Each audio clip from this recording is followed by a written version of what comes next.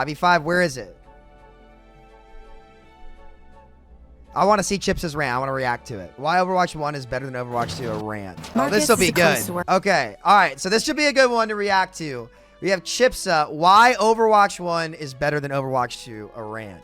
Chipsa's had some pretty spot-on takes over the. I know people meme it's Chipsa, but he understands the game pretty well. So let's give him a listen. Nobody on release of Overwatch thought the game was balanced, by the way, for the record. Like, everyone knew that Widow and Kree were, like, by far, like, the two best heroes in the game. Right. Widow won it. By the way, this is Widow when Widow did 150 in the body, and, like, she could one-shot a Zen in the body. She was doing 150 damage a body shot. Overwatch in Season 1 wasn't balanced. It was just, like, it was fun because it was new, right? And people, like, didn't figure shit out yet. The other game is a higher skill team, lets people figure out the meta, it's more fun. I agree. I think the problem with now is I feel like almost every fucking hero in the game is like, the game's become super homogenized. So many of the heroes feel like very, very similar to each other, right? Like Doomfist, Winston, Ball, like all play like virtually the same. Like, there's not much difference between like them playstyle-wise. That's because in 5v5, there's only one possible gameplay loop for tanks. Because there's no meaningful tank exchange, right? There's only one thing to really do, especially as those characters, is dive the backline.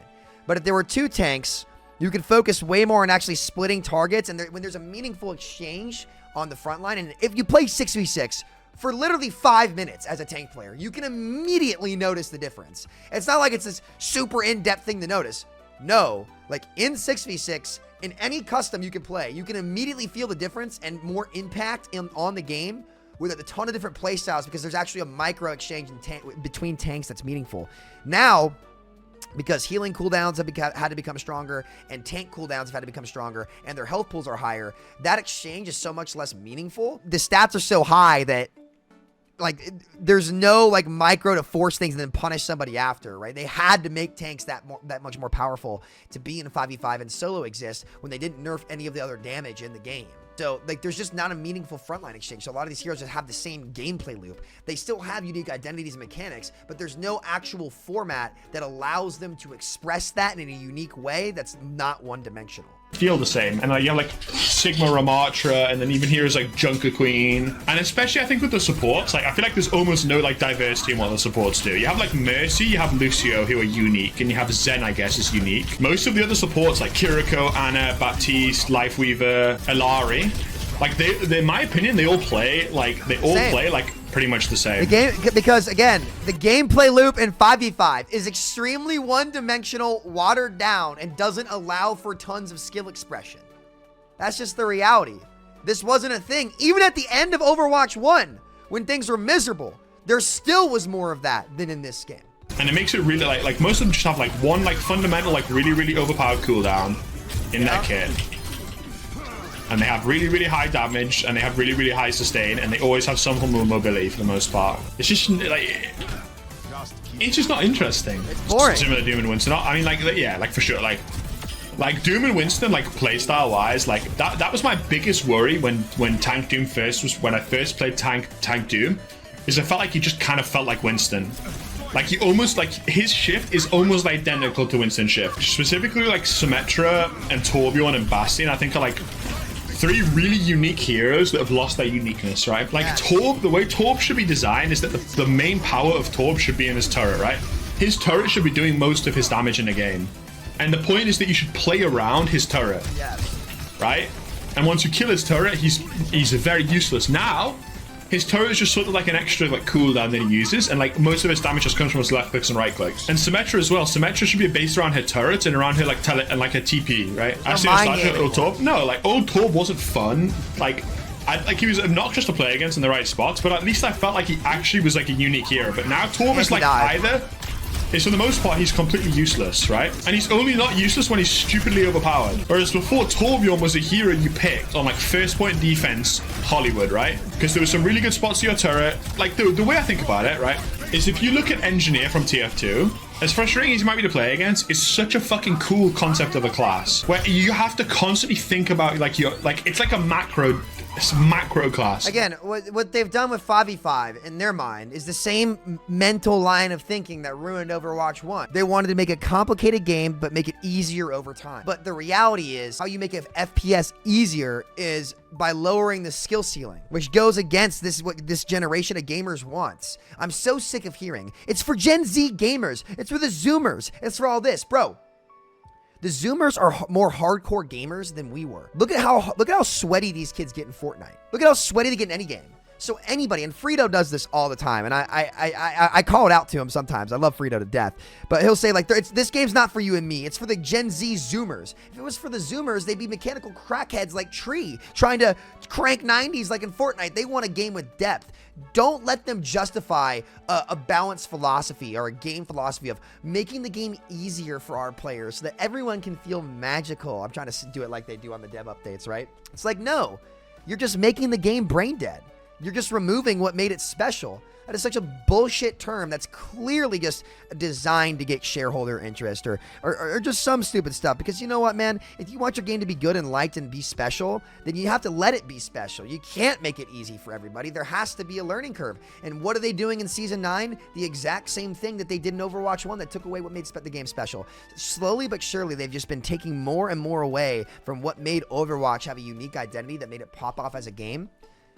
And it's just so sad to see that, because they made every hitbox easier to hit, as if that changes any of the frustration or problems of the game, right? It's just, it's insane. So that's their philosophy, is to make the game easier over time, still to this day, even though it clearly hasn't worked. And it just sucks to see like the game lose the depth and the gameplay loops, because again, you can have these unique characters, but if there's only like a couple right decisions and a hell of a lot of wrong ones, especially on the tank role, this is something I saw this comment about tank, is like, tank, there's only 1 or 2 correct decisions to make, but there's like 50 incorrect ones. That's not a fun experience to play. But you constantly have to think about like picking up like scrap to like rebuild your turrets and repairing, and you have to think about where's the best place to put my turret, where's the best place to put my TP, where's the best place to put my dispenser, like, and what should I prioritize first? Like, if I just got a nuke, like, should I prioritize building my TP and upgrading that first? And that is the skill of the character. The skill of the character isn't the mechanics, isn't the like killing people with the shotgun or like, you know, anything like that. The skill is in the like the macro decision making, which is what this game doesn't have. Like, people might say they prefer Torb now, but that's only because Torb is shit now, and he's basically just a hybrid of Reaper and Kree. Like, Torbjorn legitimately has no unique features, like, at all. Too much role play. I kind of disagree. Like, I think his turret is still good, but he had way more of an identity in Overwatch 1 for a couple reasons. One, 6v6, like, because there was a tank exchange and tanks had lower health, that turret could do a lot more. 2, the removal of 2CP, which was Torb's best maps, right? Torb's defensive setups on 2CP, like, were iconic, and there was a lot of thought into where you put your turrets on, like, first point defense Hanamura, second point defense Hanamura, even Volskaya sometimes a turret on the stairs that could cover the point, right? They couldn't break, like, Torb's best use case, that format, got completely removed, and then 5v5-2 also kind of took that away, so they made him way more of a generalist. I'm not saying he's a bad hero. Like, you can still capture it. It's just not to the degree that it was in the first game, to be clear. Like, it's still kind of there. Like, there's still the Torb maps that are good. Like, I still have some Torb maps that are really, really good. And, like, you can still play Torb. I'm not saying Torb's unplayable or he doesn't have an identity whatsoever. It's just there was more unique situations in Overwatch 1 that he could be a unique pick than in Overwatch 2, if that makes sense. Control them in some way be better. Heroes like Torb and Symmetra are like the best examples of heroes Sim's that, really, like, if they're ever in a situation where they're ever Symmetra was a much bigger loser in Overwatch 2 than Torb was. Outside of their like little niche, basically, like, outside of like first point defense or last point defense, you've designed a problematic hero. Like, them being good on those situations is like it was actually good because it was like a playstyle thing, right? Like, teams that were good, teams that generally couldn't like win straight up fights on mirror comps would generally play like those sorts of heroes, and they would have like pretty good success rates. But then you had the downside, right? Is that if you lost a fight on Torb Sim, you would be gonna be behind an ult economy because everyone had to swap heroes, right? Like, everyone had to swap to like a different hero. Yep. Because, like I said, like Torb and Sim are like useless on second point. I genuinely do miss like the old Torb and the old Sim, like old Bastion to a degree, but I miss all. Listen, hot take. I didn't think Bastion needed to get reworked. Like, I think it's more brand. Like, there was way more strategy and unique identity for the bunker comp. And like I said, guys, bunker comp was never the problem. Bunker comp was really fun. What ruined bunker comp was them making double shield. So It gave the illusion that bunker comps in Overwatch were a bad thing for the game. No, they weren't. Some of the most fun points were bunker setups. The problem came in because they made Sigma and Orisa way too good and Vap and Brig way too good. So bunker just became like, it became goats. It became goats. It was a different iteration of goats where the key thing is the sustain abilities were far too strong. So now, here we are in Overwatch 2 with less playstyles because the developers, and this is just the cold hard truth here, folks, developers weren't smart enough to balance bunker comp properly. They weren't smart enough to balance goats properly, right? They format changed twice to get away from actually sitting down and doing the real hard work and not being lazy, which unfortunately is just what it is. And I know they hate hearing that, but they were too lazy to sit down and fix it. They were either too lazy, they didn't know how. You pick your poison on that one, but you know, bunker comps were really fun. Like first point Anubis defense, playing dive into bunker. Some of that strategy is what made Overwatch a beautiful game. That wasn't oppressive. It was about how you executed, not what you picked. But they've made abilities stronger and stronger and stronger at their base use level over time. And they're doing that again in Season 9, and that's what ruined it. He was ever interactive to play against, and I don't think he ever can be. But those like I think they've lost the ability to make heroes niche, and instead they basically just trying to make every hero like strong in every situation. But Samito, I thought everybody I thought that in the 6v6 debate and the 6v6 5v5 debate and everyone defending 5v5, 5v5 allows them to make more unique designs. That's what I was told. That's what everybody told me. But wait a minute. It seems like a lot of these tank heroes can't have a weakness or they'll never get picked. So no, you aren't more free to design. There's a difference between being able to freely design characters and being forced to make every character have way more. More is not freedom of design. If the requirement is that it has to be more, that's more limiting, because if you don't give it more and don't make it more generalist, it'll never find a playstyle in the game. It'll never get picked. All of these takes defending 5v5 have aged like milk.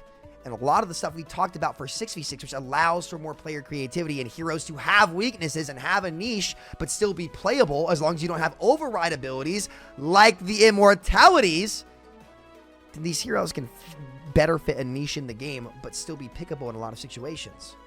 Their niches can get more value because there's no way to override it. They have to set up and find a way to actually out-strategize and execute it. And that was the beauty of Overwatch 1 and 6v6 until they ruined it with too much sustain and too many immos. Like partially, like a lot of that's by like removing a lot of the weaknesses of heroes. Like that's something I've talked about a lot. Like this, like what I call it the baby proofing of the game. Yes. Like the baby proofing of the game and the addition of what I call like XD meme changes are two of the major things that have really killed this game. Yep. Zen kick. And by baby proof, Zen kick. Mercy being able to heal off the target she's healing, where previously the highest skill Mercies had to make it a point to not take damage to proc their regen. Because if they took one pellet of damage, they wouldn't be able to re-engage in the fight. Everything you did, you had to think about. Super jump is on one button now. Kiriko could TP through walls. Ana passively regens. Every hero is going to passively regen now. Every hitbox is going to be bigger. Every hero is going to have more health at the skill floor. It's just getting worse. Adding the ability for like abilities to be cancelled when they couldn't previously, like Reaper Shift, like Genji Deflect, right? You had to think. And also like stuff like Hog is by far the best example of baby proofing, right? Back in my day, Hog was a high risk, high reward hero. Oh, Ryan Charge is a good one I saw, yeah. And then guess what they did to Hog? They gave him damage reduction while vaping.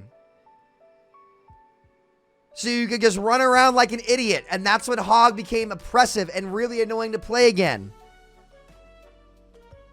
Ryan can cancel pin. Genji deflect cancel kind of was quality life. Reaper canceling rate that used to lock you in. The list goes on.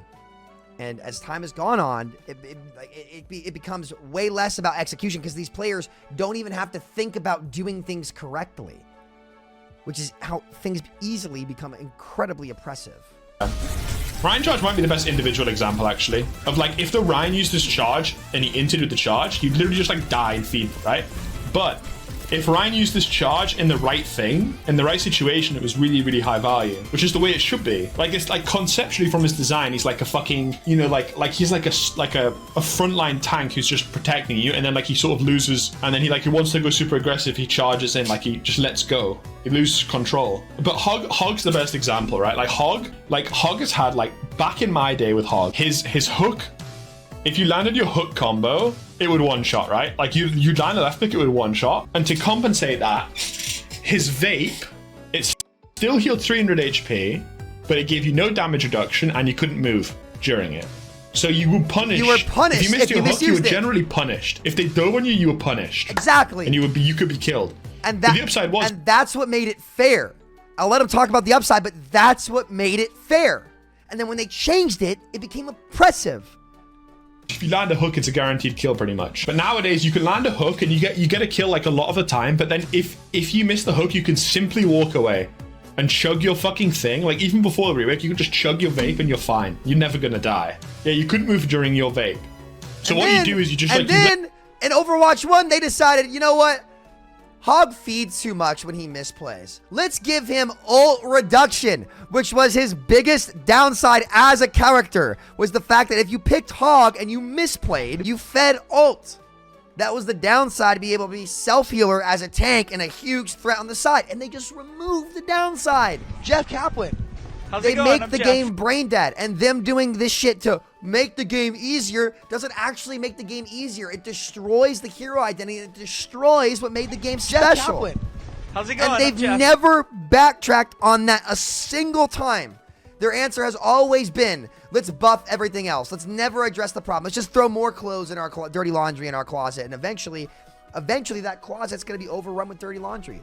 And that's where we're at now. 6 straight years of terrible design decisions. And eventually they're going to come home to roost. And that's what we're seeing right now with Overwatch 2.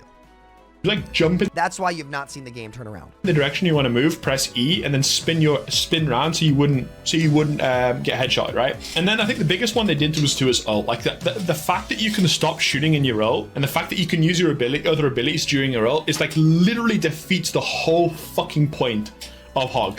Like, the concept of going whole hog, like, if you're going whole hog, like, it's literally like you're losing control and you're just going crazy. And now it's not like that because you can just stop shooting.